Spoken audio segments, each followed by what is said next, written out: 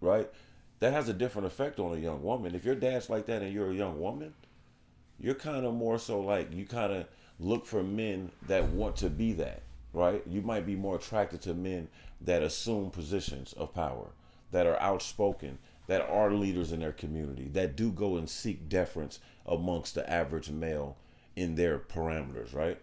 But when you're a man, sometimes that's pressure like a motherfucker, Hold on, right? I'm about to cut you off because we fucked up.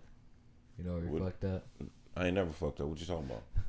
What The are we shit missing recording. in the back? Like, what are we missing in the back? Fucked up. Forgot to fuck. That's because you niggas be rushing, man. About you gonna see me turn so I don't give a fuck. Hey, man. You know what? We got edit point. Edit point. You know, I but edited the goddamn thing. you know, like but you know, one thing I'm understanding is, you know, I can't believe we did that. Go ahead. My you bad. know, I get joy. I get joy They're gonna from be serving. laughing at us like a motherfucker right now. Sorry, Dial. Go ahead. Go ahead, bro. man. You know, me as the human being that God created to be me. You know, I like serving. You know, that's where I get my happiness from. You know, I love doing. You know, for people that are around me. In People what that I love. in what way? Be You know. specific. As you know, no, well, as far as my family is now, where I'm getting to is this: is that, you know,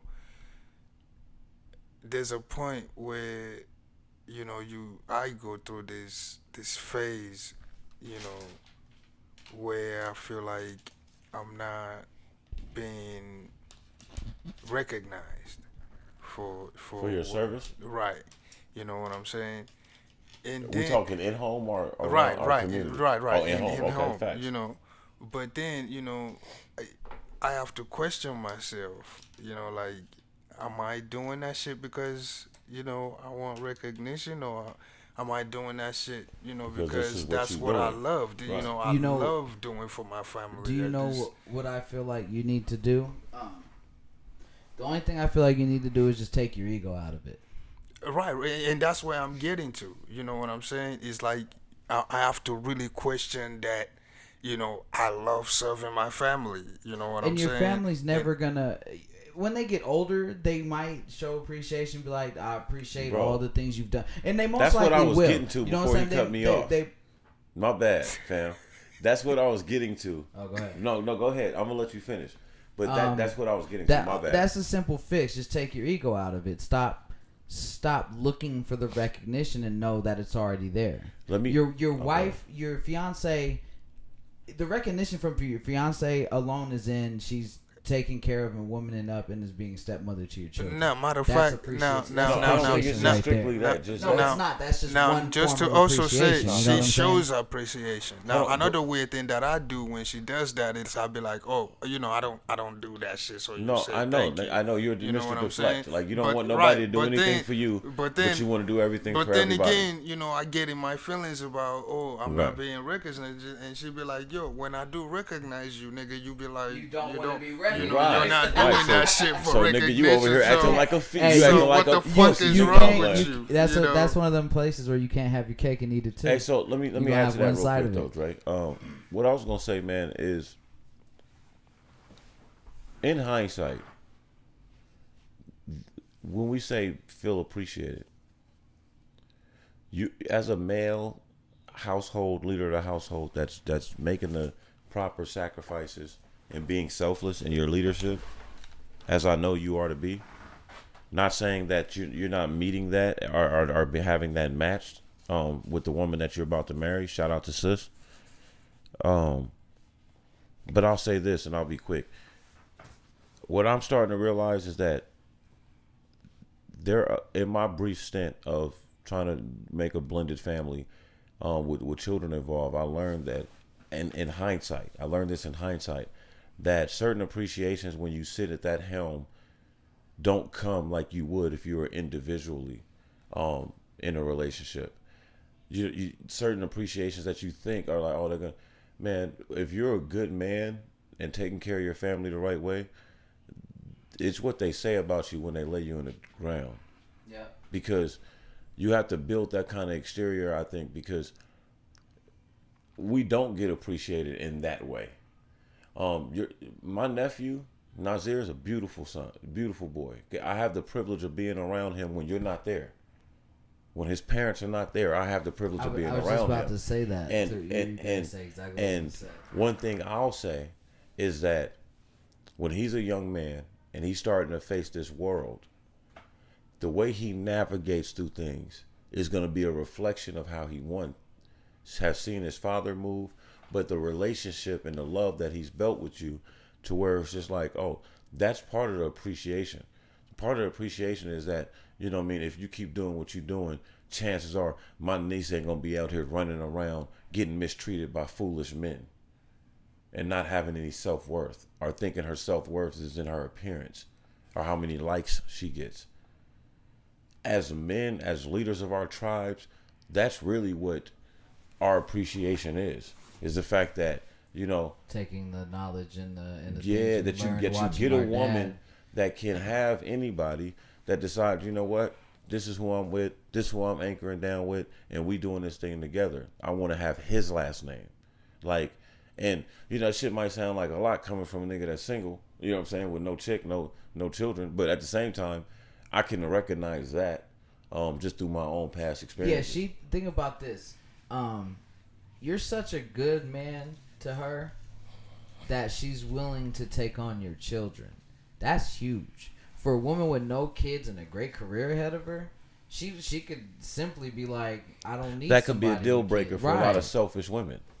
And that's appreciation shown in itself. Like, she appreciates the man that you are so much, she's gonna take on whatever baggage that you are bringing to the table. And that's real appreciation, bro. Like, there's, like you said, selfish ass women out there, and we dated them before. You know what I'm saying? I told her. I kind of like. You know, I told her the other day. You know, this. It's because you ain't got no kids yet, so y'all can be selfish together. For a long time, you know, since I was like 17, maybe 16 or 15, you know, I've like been on this journey of trying to like find out what it means to be a man, you know. And I've talked to a lot of people that I felt like could give me, you know, that advice, including my father, you know. But when I'm like, despite all the people that have given me advice or that have motivated me to like better myself and shit like that, you know, when I ran into her, she had this influence that nobody has ever had of me to want to be a better motherfucker. That's what they say. You want to find somebody that will teach you something new every day the rest of your life. You know, like, she challenged me so hard. She was so hardcore. Like, I would talk to Hakeem about this shit. Like, bro, can you believe this shit, my nigga? You know, but then, you know, I'm thankful to God that I have the ability to, you know, sit back, you know, after something, even if I'm defying and reflect, you know, self critique, you know, and just shout out to my sister Ariva, man, who taught me the power of self reflection and critiquing yourself. You know, so I go back. You know what I'm saying? It don't matter who I'm dealing with. If you tell me something, regardless what the interaction is, I always go back and see, you know, what I did wrong, what I can apply, what I don't want to apply. You know, but nobody has ever really challenged me.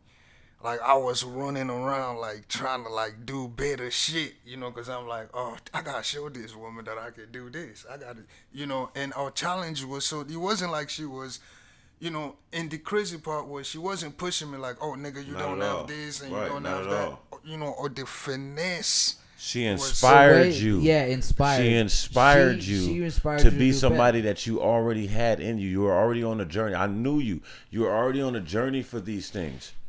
And what you're speaking to is what they say about, if you're a great man and you live a certain way, and let's be 2020 about this, you know, shit, you need a companion.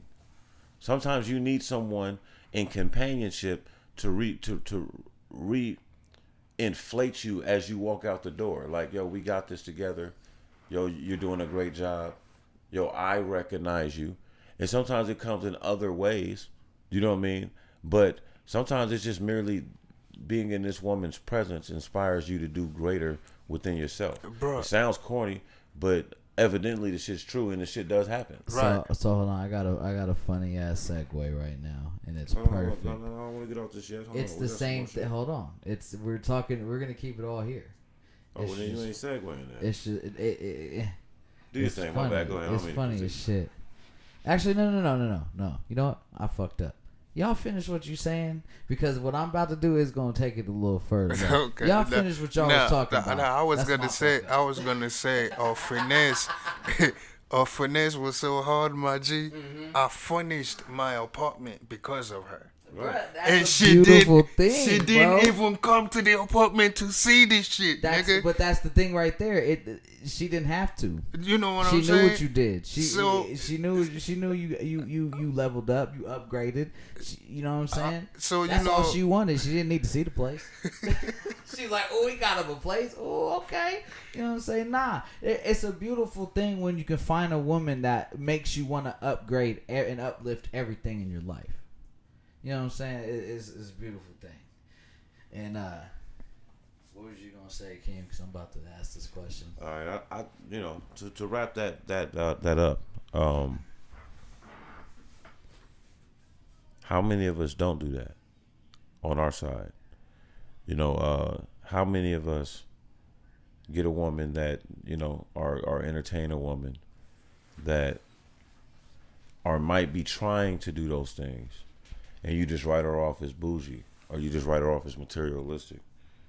Well, because there's a very fine line between. I'm glad you said that, because that's what I was about to say. Between doing your thing and being fucking materialistic. Right. You know what I'm saying? You can want a man to have his own. Nothing wrong with that. You can want a man to spoil you from time to time in a relationship. Nothing wrong with that. But shit to be expected. For you to be like, oh, you need to pay me to talk to me, here's my cash app, dumbass shit like that, that's when you're taking it too far. Now, a woman who is on her shit, fucking great 9 to 5, maybe fucking CEO, or she owns her own business, we don't know what it is. If she's got her nose up a little bit at you, it's because she wants to know what the fuck you're bringing to the table. I got my shit. What are you bringing me? I know what I bring to you. Well, let's just look at men in those same.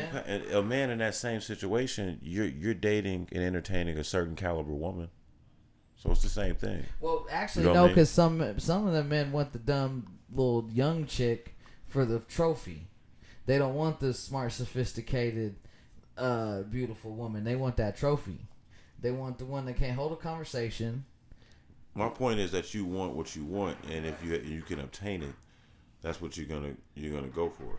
So if a woman wants, a certain type of man, and we seem like, that, like, damn, that's a lot, then nigga, she ain't worried about your ass. That's where you gotta take your ego out of it. Yeah, and you need not be concerned with what she wants. You don't need to be concerned with her because you don't bring nothing to that table. Now to stretch further, I've sometimes niggas can deal when they meet a woman that's,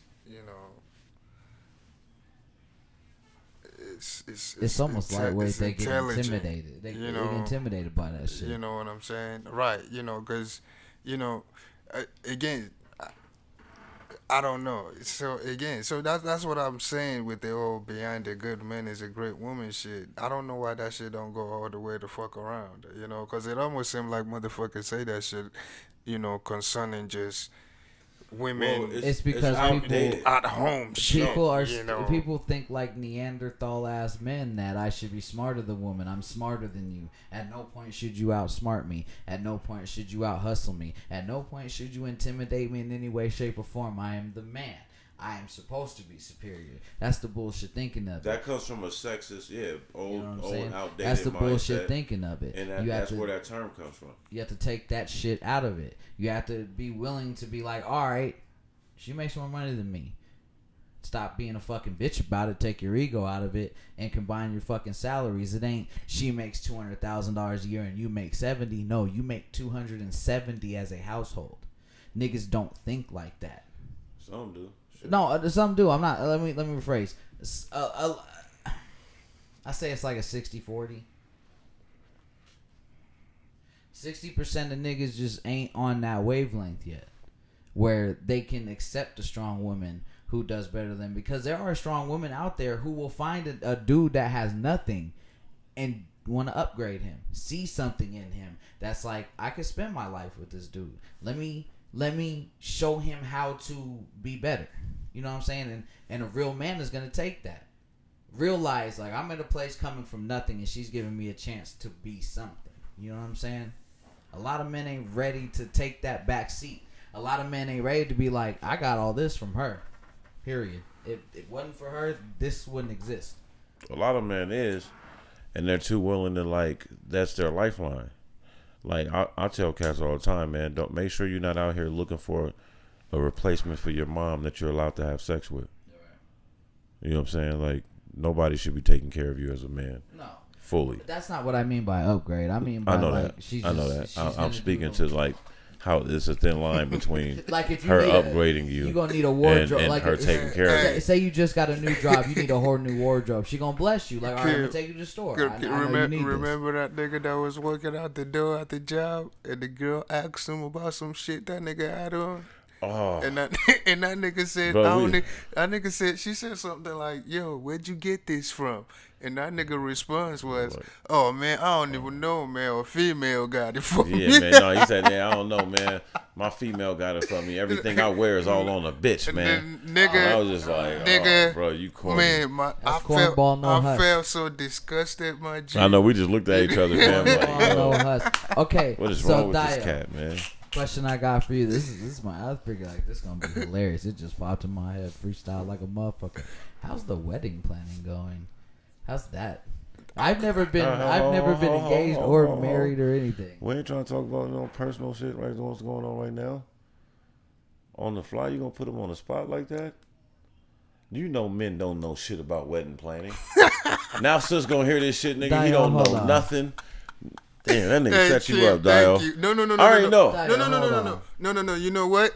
He set me up, but you released me. You know what I tried to throw you some bail, my nigga. I swear to God, the day you ever ask me anything personal, nigga, I'm on your fucking head. I'm not gonna ask you personal without, nigga. We got a whole pre-production. You just said you was freestyling, nigga. You just admitted to freestyling. Yeah, I was, because the shit would have been funny. Somebody asked me, "Oh, how's the wedding plan?" Let me answer him. You know, hold on. You notice the shit's always funny, but it be about like your life, man. nigga. We're gonna ask me something. Nah, nigga, because that's corny. Let me answer that. We got pre-production to go about this shit. No. Let me answer him. I gotta answer. It's a problem to this nigga. I asked this man a motherfucking question. It ain't got nothing to do with you. If you don't ask you personal shit, that's fine. Hey, my nigga, sometimes you gotta set a screen for your teammate, bro. If he don't want me to, he could be like, "Hey, bro, I ain't gonna talk about that." That's fine. We running pick and rolls over here. For this that nigga we running pick and rolls over here. Conversation. No, it's not. No, it's not. It's an A, B, and C. But stop answering for A. Hey, fam, I had to run the pick and roll, my nigga.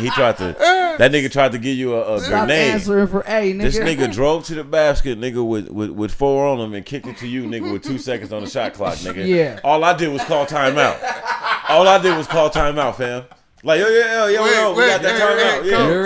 Yeah, my nigga. Shit. Hold on, my nigga. Yo. Hey, listen. This is all I know is wifey told me to go get my tuxedo. Heard what he said? And I did that. I ain't never been married, niggas. So I want this. Neither one of us have, but nigga, you know enough to know.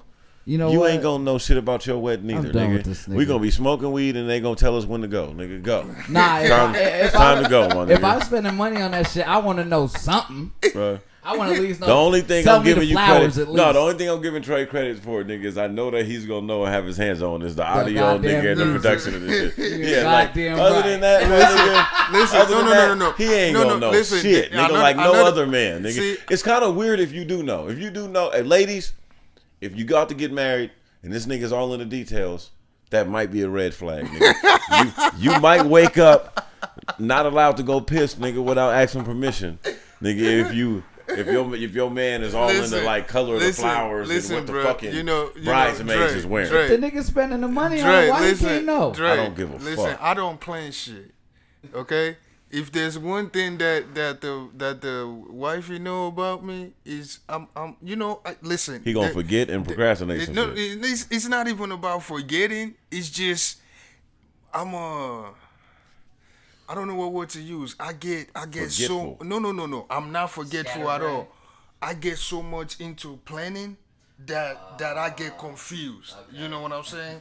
I just keep looking and I want to do this. Over analytical. Yes. Yeah. Oh, okay. So no way. He'll never. If you get, he'd have unlimited ideas. He would never be able to. Yes. You know what I'm saying? He'd be like, oh, we can do this. Oh wait, you can do that. You know. And, hold on. And, you know, I want to join this with this, and I want to join that with that. You know. So I'm watched that play. So I don't plan shit. You know what I'm saying? And I know her, you know, that she does things in a certain way. So I just let her take control of that department. Bro, this nigga is dancing. This nigga said a great way of saying what I said. Right. He don't know shit.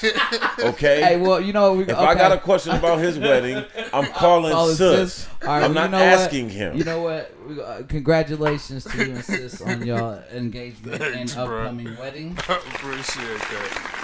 Motherfucking died about to get married. Facts. Oh, my mommy, nigga. Ain't nothing like a wedding, boy. Hold on, though. Am I invited? You can be my plus one, my nigga. I got you. I already got an invitation. I'm just, you know, wait, you know, when wifey hear this, she gonna be like, "What the fuck I keep talking about?" I'm part of the show, but like, am I invited to the wedding? How we just bring a plus one? All right, man, you my plus one. B. Every wedding invitation come with a plus one. It's supposed to, right? You know. I don't know. You know, just know. Yeah, you can crash it. You're welcome, bro. Yeah, you be the wedding crasher, my nigga. I'll bring your invitation to you on Thursday. You be the first wedding crasher with an invitation, my nigga. I'm out here. Let's get it. Yeah, man, we gonna go in there. And you heard it, babe. Yes, sis, we coming. Hey, I'm gonna tell you right now, though. Hey, you see somebody just take a handful of cake and throw it at King. This nigga drinks, but he don't drink like that. Dre gonna be lit. Cause he gonna fuck around and drink something that he don't know is liquor and it's gonna taste hella good and he gonna be halfway done like, yo, this was vodka infused for 345 days. Okay, so hold on, sis. And fucking peaches and if what he says does happen, cherries and strawberries. I apologize in advance because I don't drink. Yeah, you ain't gonna be drinking if you don't drink. Said not at my wedding, nigga. You ain't getting out of liquor body away over here. From me. I don't drink. I don't partake. So I'll be in there acting a whole fool if I got drunk. You know, I'm be in there loafers, no socks. She would hate me. She would hate me forever off that one interaction. She'd be like, that dude on your show. Well, fuck you. Facts. Facts. Fuck him. Fuck up my whole life because he want to drink some shit and didn't ask questions. Still picking up drinks and shit. Oh shit, that'll be hilarious. You know what's funny though? You know, is my daughter, man. You know, she's. Man, she acting clingy than a motherfucker, and then you know she sings this song, this daddy shit, and it's like she's singing that shit more and more, man. You know, I was making a joke to the wife, like, man, I feel like that girl in the wedding they're gonna be like, no, that's my dad. That's right. Anybody object? It's gonna be a sippy cup thrown at the. You gonna see a sippy cup just fly. Right at everybody, like, Hey, yo, I want to talk to y'all about something though. What up? Did y'all hear about Vlad, man? What y'all think about this Vlad situation? What's going on with Vlad? So allegedly, Vlad, you know, not even allegedly, I guess it's documented. He said some ill things. I'm not going to get into it about the Honorable Elijah Muhammad. You know, we're never here for that.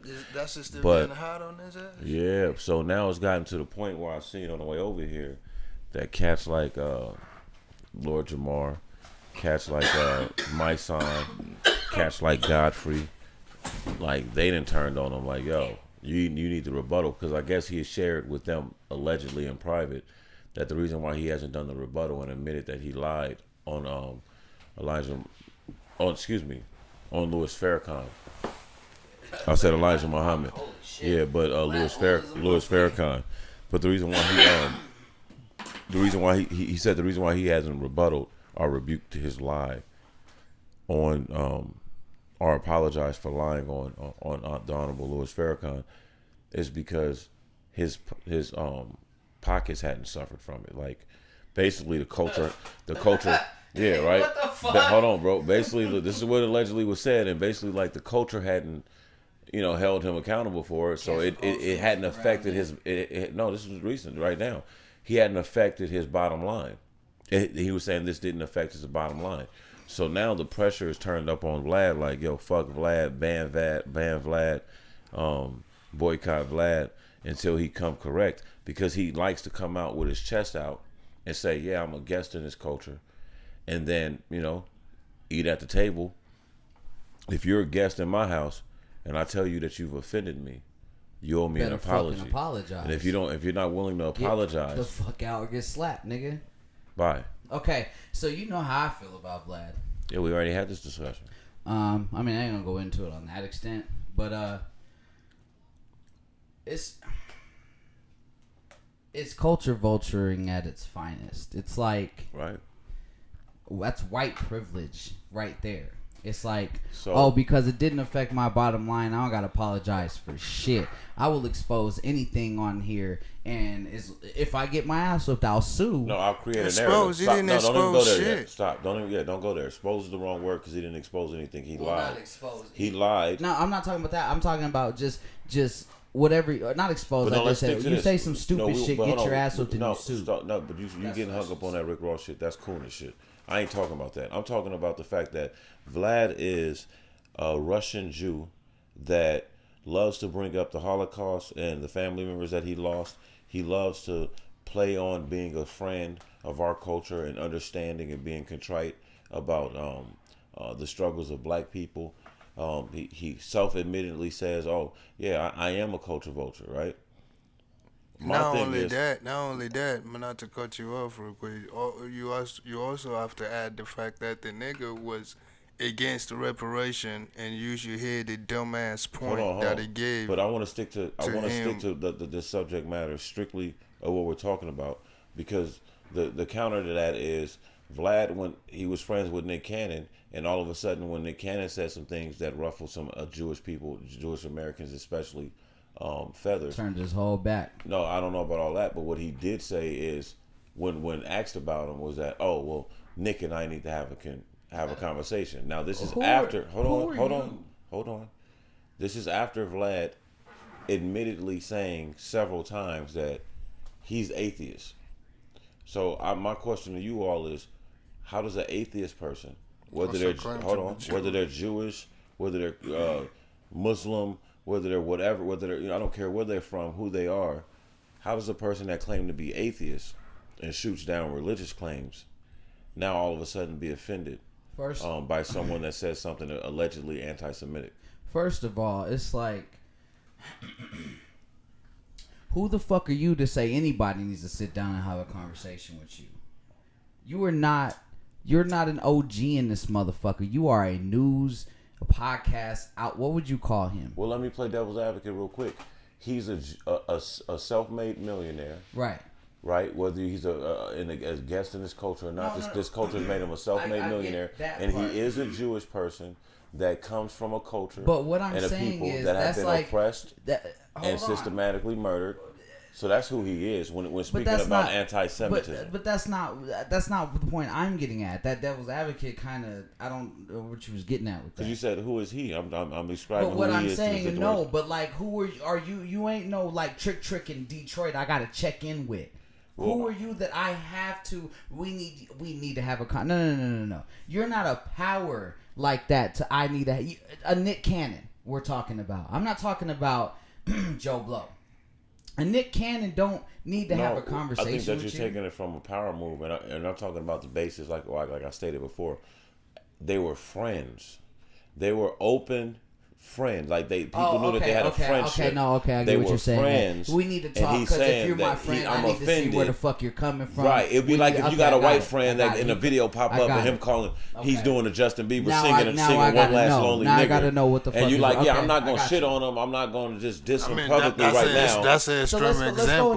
Let's go into this. So my thing about Vlad is like fucking. Well, I guess you're right. Vlad is like Duke to me, right? And the reason I say he's like Duke is because it's like, oh, Duke's out here like, yeah, I snitched, glorifying it, right? Just sticking his chest out about all that shit. I equate that to Vlad being like, yeah, fuck you, I said that didn't affect my bottom line, chest Why out. Why they call that nigga Duke? Because I'm not referring to that bitch ass nigga by his actual okay. name. That's just Fuck that's like John Doe. He a bitch ass. He's not getting no namesake on my shit. Niggas know what I'm talking about. I don't gotta say it. But I equate it to the same thing. You know you did some foul shit, and you out here like, okay, whatever. And then you got foul the nerve shit to who though? To Louis Farrakhan. And then you got the nerve. To get mad because Nick Cannon says some real shit and your people had to be affected by it.